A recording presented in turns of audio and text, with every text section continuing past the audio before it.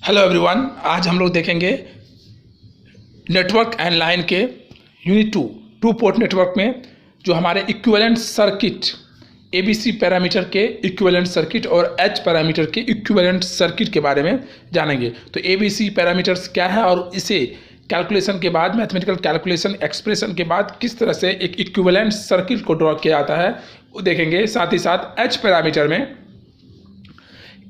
कैसे कैलकुलेट किए जाते हैं ये भी देखेंगे। तो चलिए स्टार्ट करते हैं। Equivalent circuit in ABCD and H parameter. ABCD parameters of two port network और ट्रांसमिशन पैरामीटर और chain parameter.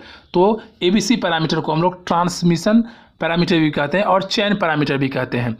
ABC parameter of two port network are known as a transmission parameter and they are generally used in analysis of power transmission। तो power transmission के analysis में basically ABC parameter को use किया जाता है। In which the input port refer as a sending and.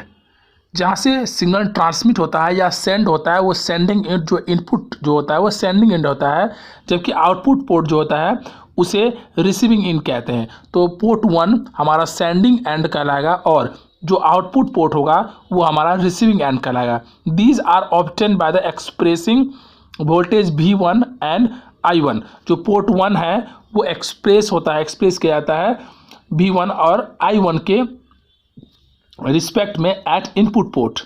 वहीं जो हमारा पोर्ट 2 है जहाँ की वोल्टेज V2 और I2 हमें मिलेगा वो आउटपुट पोर्ट पर देखने को मिलता है। Thus the voltage V2 and I2 are independent variable. और V2 और I2 जो है वो कम्प्लीटली इंडिपेंडेंट वेरिएबल है जो हमारा पोर्ट 2 पे होता है। वहीं जो V1 और I1 है, जो वोल्टेज V1 और I1 है वो एक डिपेंडेंट वेरिएबल है पोर्ट 1 पे। तो देखिए यहाँ पे एक एक्सप्रेशन है हमारा, जो V1 और I1 का जो फंक्शन बना है, V1 और I1 फंक्शन वो V2 और I2 के फंक्शन में है। जो हमारा इक्वेशंस बनेगा V1 का, वो V1 डिपेंडेंट है वो किस पर, V2 और I2 पर। उसी तरह से पोर्ट 1 के जो करंट है वो भी हमारा वोल्टेज और करंट, जो पोर्ट 2 के वोल्टेज और करंट है उस पर डिपेंडेंट है। तो यहाँ पर ये एक्सप्रेशन होता है एक पावर ट्रांसमिशन को कैलकुलेट करने के, एनालिसिस करने के लिए हमें ABC पैरामीटर का जरूरत पड़ती है। ABC पैरामीटर्स जहाँ हम नेटवर्क दे सकते हैं कि हमारे पास पोर्ट 1 है जहाँ V1 और I1 करंट है और यहाँ पर करंट पोर्ट 2 पे करंट I2 है और वोल्टेज V2 है। इन दोनों के एक्सप्रेशन की बात करें हम तो यहाँ पे हम बोल सकते हैं कि जो हमारा I2 जो पोर्ट 2 पे जो करंट है वो डायरेक्टली प्रोपोर्शनल है voltage difference between the port 1 and port 2। Port 2 और पोर्ट 1 के जो पोटेंशियल है उसके जो डिफरेंस है वो डायरेक्टली प्रोपोर्शनल है I2 के। मतलब यहाँ पर जो हमारा पोर्ट 2 के जो करंट होंगे वो डायरेक्टली प्रोपोर्शनल है potential difference between the V2 and V1, port 1 और पोर्ट 2 के वोल्टेज के डिफरेंस के। वहीं पर यदि हम V2 की बात करें तो V2 जो है वो करंट I1 और I2, जो हमारा करंट I1 और I2 है इसके डिफरेंस के प्रोपोर्शनल है। यदि हम यहाँ पर एक्सप्रेशन को कैलकुलेट किया जाता है, यहाँ V1 और I1 को यदि कैलकुलेट करना हो तो एक मैथमेटिकल एनालिसिस से हम देख सकते हैं कि V1 इधर माइनस है, इधर आके प्लस हो जाएगा और V2 को इधर ला देंगे। हम एक सिंपल सा मैथमेटिकल कैलकुलेशन करेंगे और मुझे यहाँ I1 चाहिए तो I2 को मैं इधर सेंड करूँगा तो मुझे करस्पॉन्डिंगली मुझे इस तरह के इक्वेशंस देखने को मिलेंगे। अब इस प्रोपोर्शनल कांस्टेंट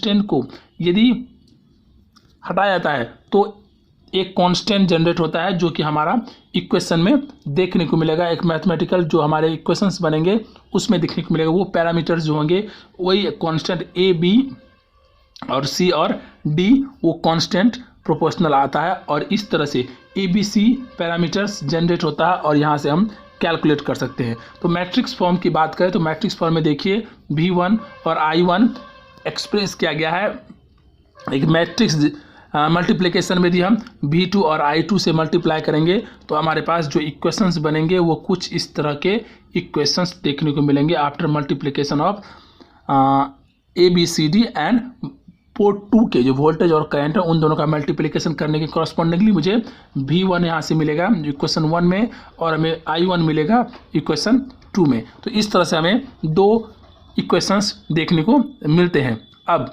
बात होती है कैलकुलेशन की। यदि हम यहाँ कैलकुलेशन की बात करें, अब हमें ए पैरामीटर्स ट्रांसमिशन पैरामीटर में, एबीसी पैरामीटर में यदि हमें ए पैरामीटर कैलकुलेट करना है तो हमें यहाँ पर I2 को यदि मैं 0 पुट करता हूँ तो हमें I2 के जो टर्म होंगे दोनों इक्वेशंस में वो कैंसिल हो जाएंगे और हमारे पास ए और सी हम इजीली कैलकुलेट कर सकते हैं। तो यहाँ से यदि I2 को 0 कर दिया जाए तो यहाँ से हम ए का कैलकुलेशन जो करेंगे, ए इक्वल टू हमारे पास होगा V1/V2 और सी का जो कैलकुलेशन होगा वो होगा I1/V2। तो इस तरह से ए और सी को इजीली कैलकुलेट किया जा सकता है।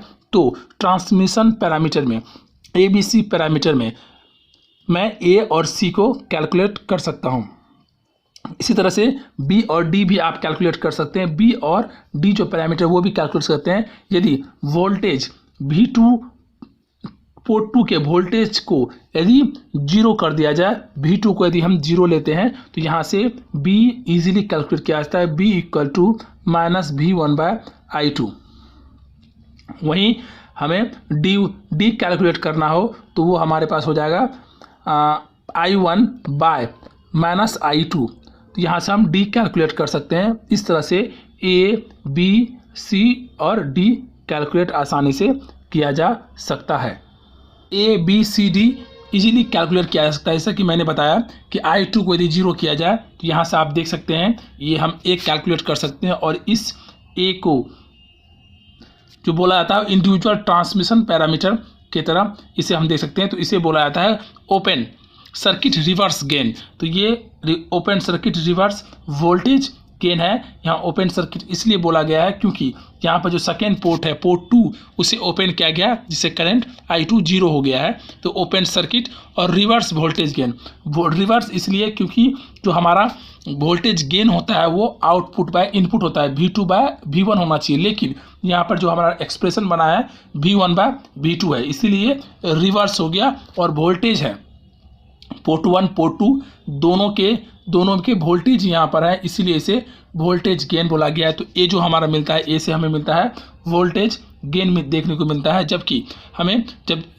बी का सी का कैलकुलेशन किया था उसे ओपन सर्किट ट्रांसफर एडमिटेंस कहते हैं, जहाँ पर पोर्ट 1 के करंट और पोर्ट 2 के वोल्टेज देखने को मिलता है आफ्टर ओपन द पोर्ट 2, जब I2 को 0 किया जाता है। सिमिलरली यहाँ पर हम कैलकुलेट कर सकते हैं B और D को कैलकुलेट कर सकते हैं। तो ये हमारा ABC पैरामीटर था और ABC पैरामीटर में ABCD पैरामीटर हम लोगों ने कैलकुलेट किया। ABCD and transmission parameter also called the chain parameter, और इसे चेन पैरामीटर भी कहा जाता है।